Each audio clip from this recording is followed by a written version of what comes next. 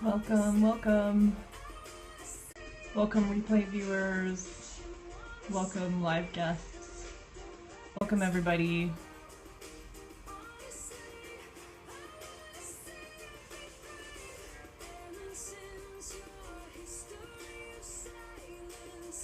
Hello. Hello. Hi everyone. All right, turn off the music. Here we go. Hey there. This is Lindsay Murdoch, Sensitivity Thriving, coach for sensitive people. A lot less energy today than there was yesterday in yesterday's scope.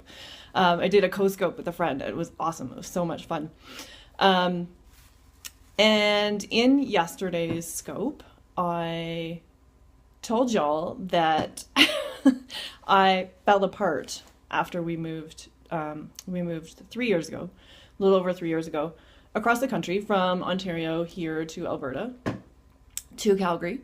And that's sort of my story, is that I fell apart when we moved. But that's actually not really truthful.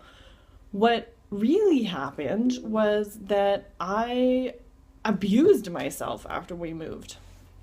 I shoulded all over myself, and I created a ton of distress for myself.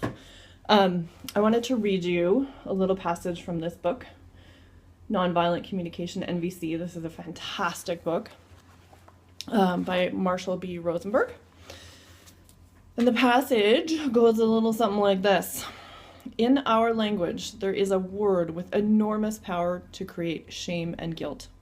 This violent word, which we commonly use to evaluate ourselves, is so deeply ingrained in our consciousness that many of us would have trouble imagining how to live without it. The word is should, as in I should have known better, or I shouldn't have done that. Most of the time when we use this word with ourselves, we resist learning because should implies that there is no choice. Hey, Dulamona, welcome. Where was I? Human beings, when hearing any kind of demand, tend to resist because it threatens our autonomy, our strong need for choice. We have this reaction to tyranny even when it's internal tyranny in the form of a should. And when I read that, I was like, oh my gosh, yes, I completely agree. Should is, as far as I'm concerned, one of the most violent words in our language. It has such a manipulative, thanks for the hearts, it just implies tyranny and lack of choice. So I'll just share a little bit more of my story.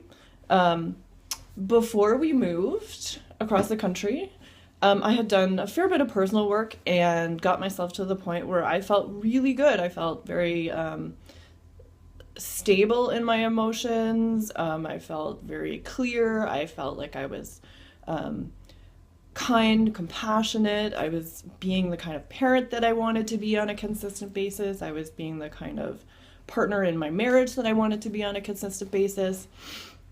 And then we moved. And I think that I had an idea in my mind of how this move was going to go, that because I was in this great place that I was just going to arrive and I was going to put down roots and everything was going to go beautifully. And I would just, move into this new life out here at West. And it didn't work like that. And because I had this really strong vision of what it was going to look like and reality didn't match up, I started shoulding all over myself. I mean, there were a few other factors going on there. There was some weird courting stuff with my mom and a few other things going on. Depression due to some dietary changes. But the thing that I had to work the hardest to recover from was the damage that I did to myself by shoulding all over myself, by telling myself that I have all these tools, I have all these mindset tools, I'm an EFT practitioner, I should be able to help myself, you should know better, Lindsay. On and on and on and on. And the internal tyranny was never ending. And I've actually spent probably the last 3 years rebuilding myself from that tyrannical, damage that I did to myself. And I was aware of the power of the word should. I had worked already to remove it from my language, or to modify it, or to catch myself when I would use that term should with other people. So when I would catch it coming out of my mouth, I would backtrack and rephrase. And so I knew it, but yet I couldn't catch it inside myself.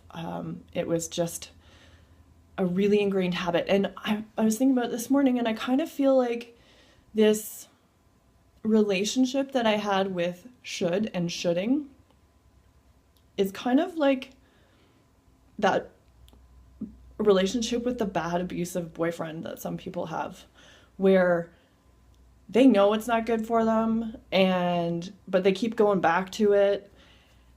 And so what I've been doing recently is I've taken a giant break from anything that I think that I should be doing. Right now, my kitchen is full of dirty dishes that I did not do last night, even though I should have. And I thought about doing them this morning, and I made a little attempt to clear out the clean dishes from the drain, the sink drain. But then I was like, no, I don't want to do that right now. That I'm shitting myself. They can get done a little bit later. So I am really becoming conscious and watching this in every aspect of my life now. And yesterday's experience of co-scoping with Belinda and I just had so much fun all day. It was such a great reminder of what kind of joy and flow and allowing can happen when I just wipe shoulds completely off the plate for the day. So